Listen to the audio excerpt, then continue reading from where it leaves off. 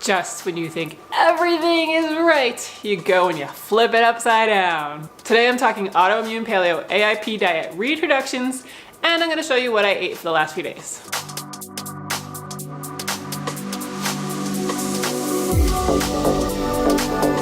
Yeah, so reintroductions on AIP. It's an interesting journey for sure. You spend a lot of time in the very beginning wishing that you could have so many more foods than you can, and then when it comes time to actually start reintroducing some of these foods, you get a little scared, and it's like you have a little cocoon in a box saying, I can have these foods, and you feel safe and comfortable there. You feel great, you feel fantastic. Why would you want to ruin that? But the thing is, you want to make sure that you can expand your diet to have as many foods as you possibly can. And like living in that fear that one of those foods is going to cause an issue is kind of, it's not the best thing to do. Yes, some people choose to live on the strict AIP forever. And if that really is you and you feel the best that way, then fine, go ahead and do it. But for most of us, we really want to be able to expand our diet because it makes it a lot easier with social situations, on your family, if you have other people with you, traveling, all kinds of things, and just making your life richer. And having to live in a small little box makes it a lot harder, and it's not really something that you want to do if you can avoid it. Plus, there is some nutritional value to be gained from adding some of these other foods into your diet. So, like, you can live on AIP forever and you'll have all the nutrients that you need, but the variety of foods would definitely help you with the nutrition value as well. Just know, if you get into the reintroduction stage and you feel nervous about it and you kind of want to put it off and avoid it, totally normal.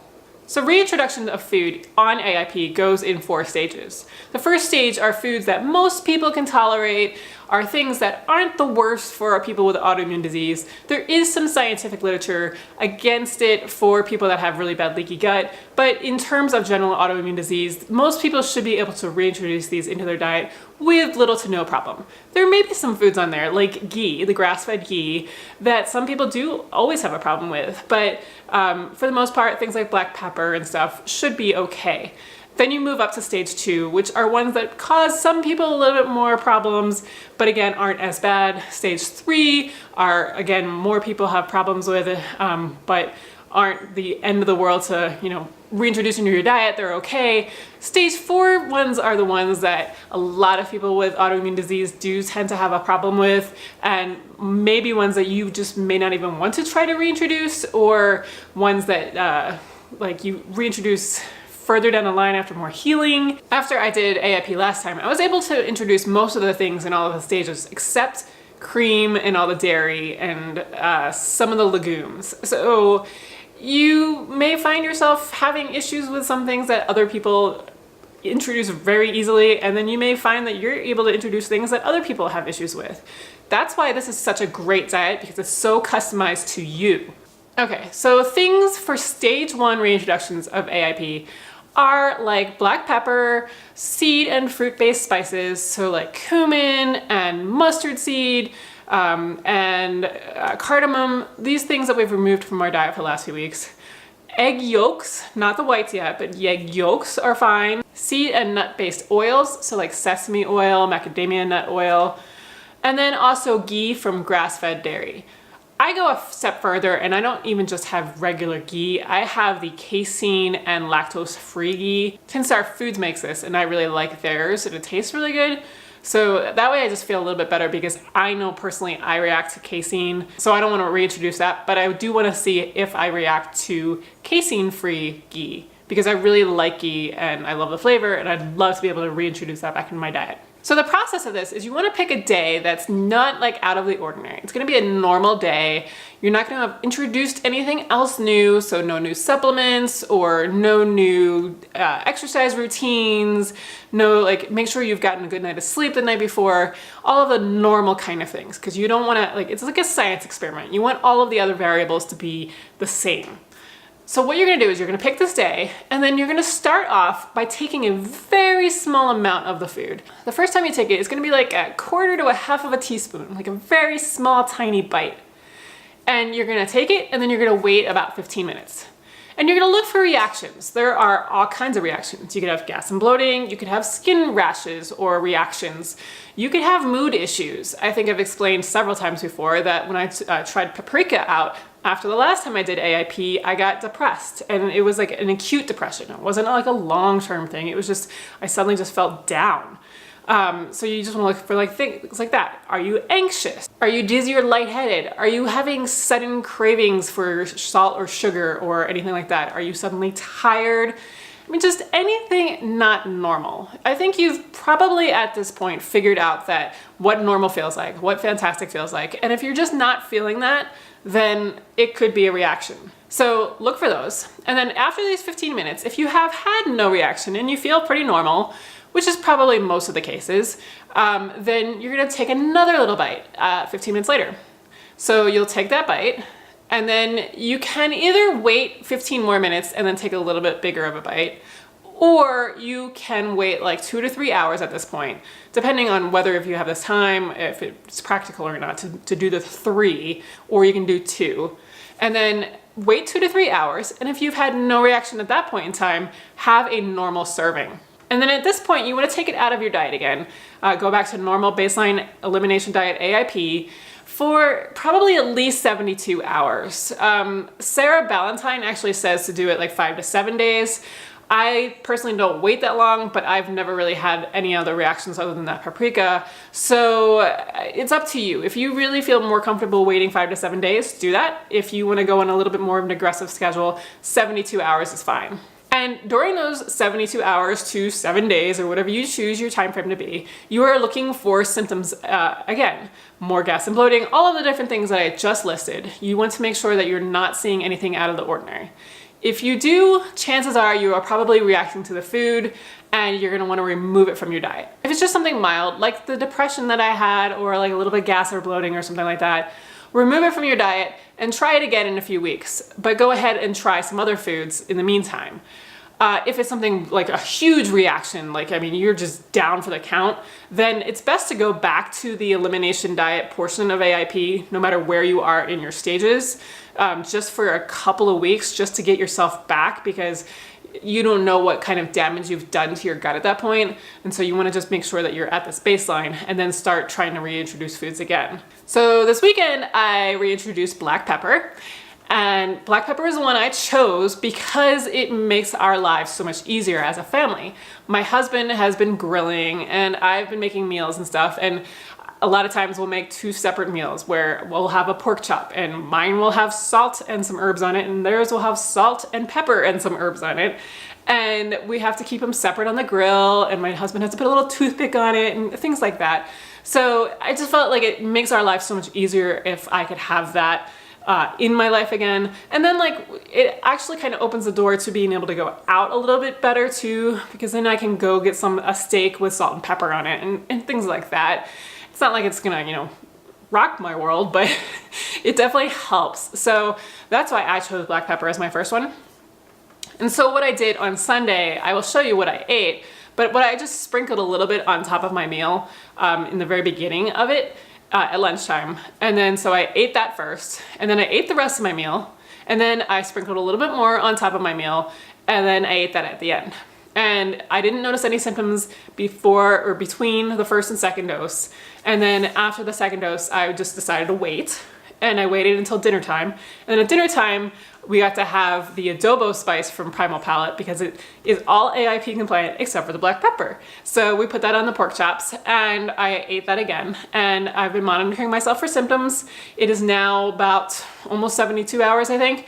And I've been feeling great and I have no issues. So probably tomorrow I'm going to reintroduce egg yolks. I'm excited about that one. I mean, yeah, it's not the full egg, but it's the first step, right?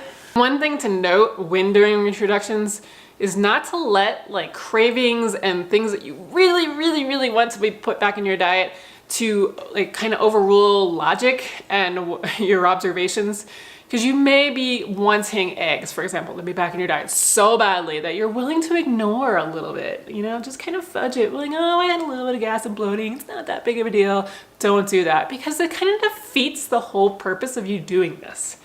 You want to find the things that are going to cause reactions with you. And you don't know if, something's going to cause a reaction that you have been eating forever in your whole life and suddenly you can't eat it. If that happens, don't sweat it. It may be something that you have to remove from your diet forever, but chances are it just means you need more healing. So like the paprika example I used before. I got depressed when I tried paprika, and it's like a stage 3 reintroduction, so it's earlier in the kind of game. So I reintroduced it and got depressed. I took it out of my diet, waited a couple more weeks, and then I tried it again. Same thing.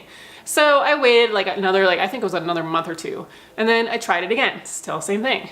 Waited another 2 months, tried it again, still same thing. Waited another 2 months, introduced it that time, and I was fine. So you never know.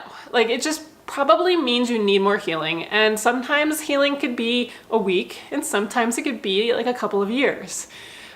But the thing is, you don't want to really introduce it into your diet if it's going to cause you to have autoimmune flares and be bad for you, because you're going to just cause yourself chronic symptoms, other chronic diseases, possibly more autoimmune diseases, all of the reasons why you did autoimmune paleo in the first place, right? So you have to think, is a food really worth it to have those symptoms and everything? And if you answer that question no, then remove it from your diet and keep trying, and hopefully someday you'll be able to reintroduce it. All right, on to what I ate for the last few days. So Saturday morning, we decided we were gonna go on this big old hike and fishing trip in the mountains, which we seem to be doing every week now. It's summer, we live in Colorado, why not? But so I wanted to have a little bit of a heartier breakfast. So I made my cassava flour pancakes, some US Wellness sugar-free bacon, and then I made this porridge from the AIP breakfast book. And I think I mentioned that on Friday. So when I made it on Friday, it was kind of a porridge. And when I had it on Saturday, it had been in the refrigerator for 24 hours, and it was more of a Jello kind of consistency. It was really thick. And so I had that, and then some of the dandelion root, chicory root coffee. For lunch, I made those crepes that I've been making from Simple French Paleo. And this time I took some frozen blueberries and vanilla bean powder, which the vanilla bean powder is AIP compliant, and some water, and I put it into a saucepan, and I cooked it until the water evaporated. So it was like a half hour or so. I made basically a jelly. And then I took some of the tiger nut butter that I have, and I made a peanut butter and jelly. I just rolled them up. And so I had 2 of those, and some Jackson's Honest sweet potato chips, and an AIP carob chocolate chip cookie. And I had those for lunch while we were up in the mountains. While we were there, we did a lot of hiking and everything, so I did have some snacks that day. I didn't get a picture of the first one, which were the lemon pie date balls from the Autoimmune Wellness Handbook. And then I also had a beef epic bar. Another pack it all in kind of day. Seems to do that every Saturday. But so I did bring a container from the Paleo on the Go of the loaded white sweet potato loaded baked potato soup. Wow, that was a mouthful. And so I brought that, and I put it in a cooler because we brought a camp stove, and I figured if we were out really late, I could make that if I had to while we're out. But my family wound up going to Mod Market on the way home, and so I just waited. I wasn't very hungry.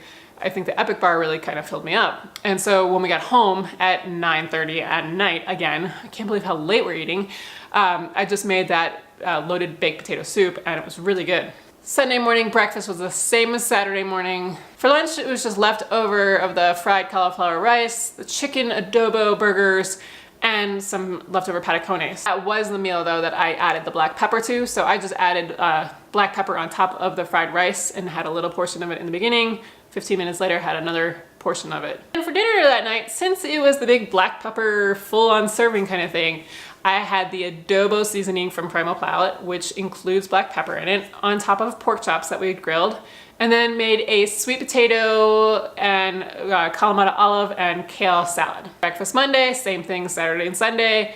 And then for lunch, I had a little bit of leftover of the coconut cauliflower rice, the pork carnitas, plantains, pineapple, and avocado lime mousse that I had made on Thursday night. And then dinner last night, I made some roast chicken. I used the garlic and herb blend from Primal Palette. And then I also made some boiled yucca. I don't even know how you say that one either. It's the cassava root thing. How do you say that? It's really good though. It was my first time actually having it, and it does really kind of taste like a potato. I used a recipe from Latin American Paleo that had this like sour kind of lime, orange juice, and onion kind of mixture to mix in with it, and it was really good. I like that. It just gave a nice pop to it. Breakfast this morning, I had the broccoli mint soup that I had made during batch cooking prior to AIP, along with a garlic chicken patty, same thing, made it in batch cooking, and then one of those AIP English muffins with tiger nut butter. Lunch today is just gonna be leftover chicken, and I have a little of leftover sweet potato and kale and an olive salad. And dinner tonight, I'm gonna be making a baked cod with an olive tapenade on top. The recipe is from Simple French Paleo, along with the creamy broccoli mash from that book as well. And that's it. I have a feeling this was probably a long video, sorry, but reintroductions are kind of tricky, and there's definitely a lot to them. So if you have any questions or anything, just post them below and I will definitely answer them. And make sure to like and subscribe.